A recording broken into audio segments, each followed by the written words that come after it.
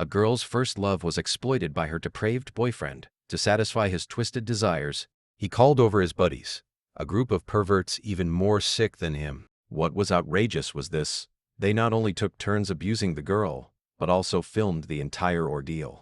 Afterwards, they callously sent the video to the victim herself. For her, it wasn't just physical pain but a deep psychological trauma. She planned to ask her mother for help, but the words got stuck in her throat. In despair, she had no choice but to endure in silence. But what she got in return was her boyfriend's escalating cruelty. That night, on her way home, she was stopped by her boyfriend again. He threatened Yumina, saying she better behave, or else he'd release the video. Naively, she thought kneeling and begging would let her off the hook. But she didn't know. The more she acted like that, the more excited these perverts became. That's right, he called over those beastly brothers again. He took out a bottle of drink, forcing Mana to drink it. Mana knew there was drugs in it. Last time, it was after drinking this that she was drugged and assaulted. The consequences of drinking it were predictable, but refusing would lead to consequences far worse than she imagined. Helpless, she had no choice but to drink. By the time the torment ended, it was already dawn. Mana didn't go home. Instead, she stayed alone in the park, heartbroken. She finally realized that enduring in silence wouldn't solve anything, so she went to the police station alone to report the crime. Detective Okukchul found her mother and told her about the abuse her daughter had suffered. Due to the severity of the case, the police immediately formed an investigation team, but they had promised to keep it confidential. Yet, that day, a swarm of media showed up. This kind of exposure for a girl was absolutely unbearable. Detective O explained it was due to negligence at the station, which accidentally leaked the information. But from that moment on, Mina developed panic disorder. To escape the shadow of the past, she changed her name to Han Seo-rin and transferred to another school. Mana's real tragedy isn't just what her boyfriend did, but the exposure that followed. When the police leaked her case to the media, she was victimized twice, first by the abuser, then by the very people who promised to help. Sometimes the deepest wounds don't come from the monster, but from those who fail to stand beside you. However, even after 14 years, she still relied on medication to ease her panic. Now she was a teacher, thinking the shadow had become a thing of the past. But the devil's claws reached out for her once more. That day, she received a cup of coffee, thinking it was a gift from a student, so she drank it without a second thought, and the nightmare began. The next day, the class president woke her up, and she realized she had slept in the office all night. But the marks on her wrist and the unbuttoned blouse, what had happened? She had no memory of it at all. And while she was puzzled, she suddenly received an anonymous text. The sender called himself Master. She thought it was spam at first, but a photo appeared, making her blood pressure skyrocket. Then more photos followed, and the woman being humiliated in the photos was none other than herself. The nightmare from 14 years ago resurfaced. But who exactly was this person calling himself Master? Judging from the video, he was wearing a mask. While she was unconscious, what happened afterwards? It was exactly the same as 14 years ago. The threat was identical. Behave from now on, or else the video will be exposed. After 14 years, the nightmare returned. For her, this was no longer just a childhood trauma. Who was this person? She planned to check the surveillance footage, but was told the camera happened to be broken that day. On the contrary, every move she made was as clear as day to this person calling himself Master. That day, she and her fiancé went to meet her future in-laws, but Master gave her an order. He wanted Seo-rin to go to the bathroom and take a photo in just her underwear. But before she could even decide, her future father-in-law's phone received a message.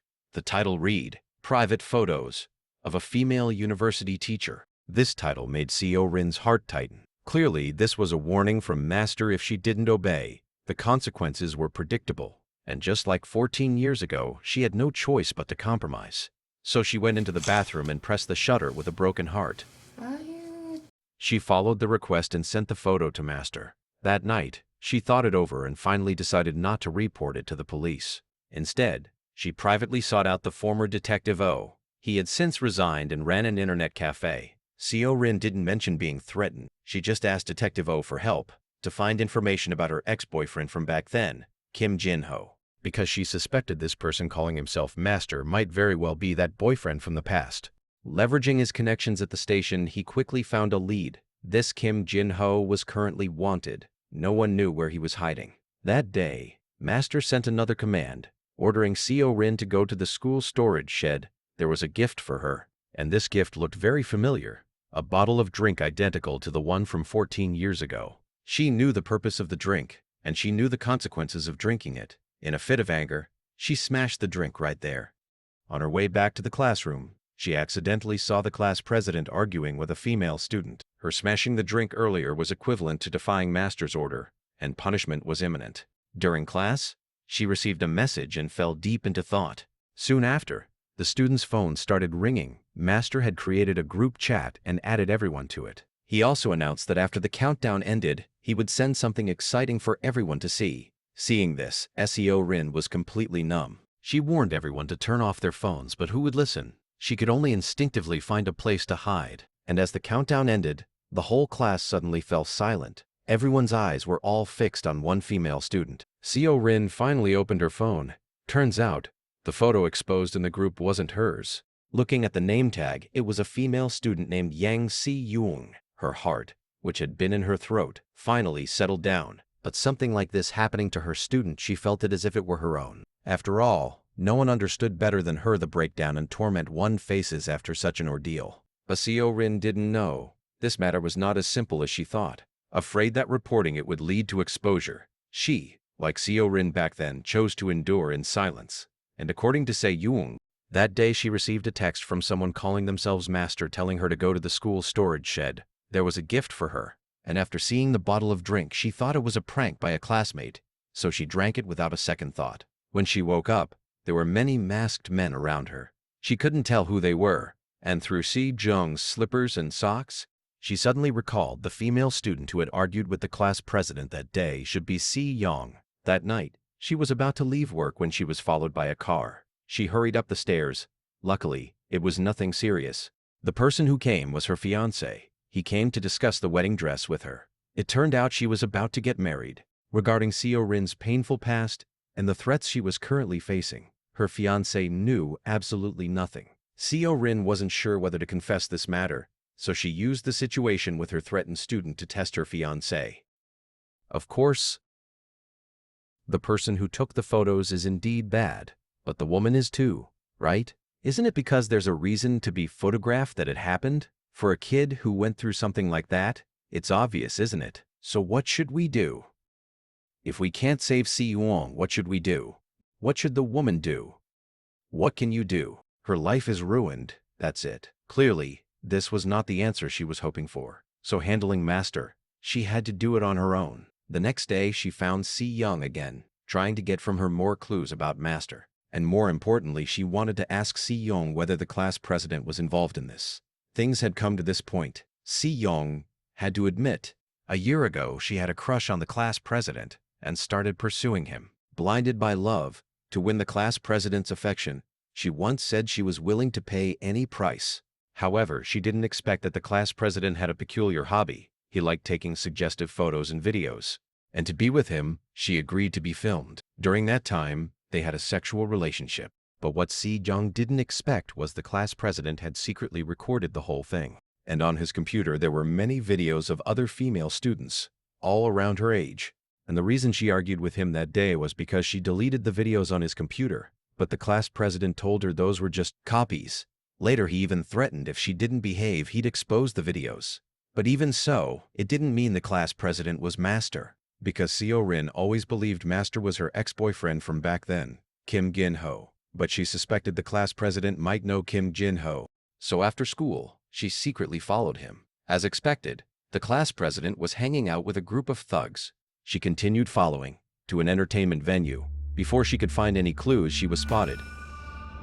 In a critical moment, she turned and ran. The chase lasted over 10 minutes. Finally, while passing through a residential area, she was rescued by a man in black, and that person was Detective O. It turned out, the car that had been following Seo Rin that day was actually Detective O's. Ever since Seo Rin came to see him, he had been uneasy, so he had been secretly protecting Seo Rin. Regarding what Seo Rin went through, Detective O always felt guilty. It turned out that back then, for personal gain, he had secretly told Seo Rin's story to the media. That was why she got exposed. But now he wanted to make it up to Seo Rin, help her find Master. Even though it was in the past, to this apology, Seo Rin was completely unmoved. But Detective O didn't give up. He started taking action. He followed one of the thugs and found out from him. The reason they chased Seo Rin earlier was because they received orders from Master. In other words, including the class president, they were all Master's underlings. Master had told them that Seo Rin was tailing them, so he ordered them to catch Seo Rin, film her, and send it to him. At present, it's confirmed the class president is indeed connected to Master, but Seo Rin's ex-boyfriend Kim Jin-ho. The trail went cold here. Detective O had to bravely ask Seo Rin to meet. At least for sharing information, the two could exchange what they had. He told Seo Rin everything he had found and advised her never to act alone from now on, because Master knew her every move. Just then, Seo Rin suddenly remembered Si Young was also a victim, and recently her phone had been off. Could she have been taken by Master? And as they parted ways, Seo Rin suddenly had a panic attack.